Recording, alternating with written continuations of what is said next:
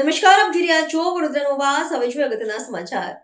વાઘોડિયા તાલુકાના રસુલાબાદ ગ્રામ પંચાયતના સરપંચ તેમજ ડેપ્યુટી સરપંચ સામે ગ્રામ પંચાયતના સભ્યએ જ લગાવ્યા ભ્રષ્ટાચારના આક્ષેપ.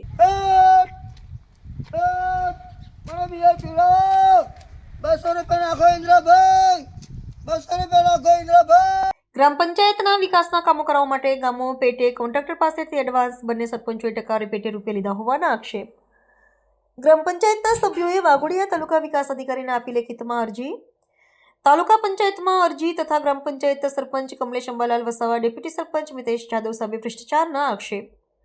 ભ્રષ્ટાચારની અરજી તથા સરપંચ કમલેશ વસાવાએ પોતે ગાંડો હોવાનું નાટક રચ્યું.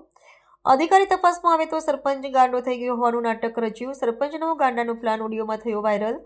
સરપંચ ગામમાં ગાંડાનો રોલ કરતો વિડીયો થયો વાયરલ.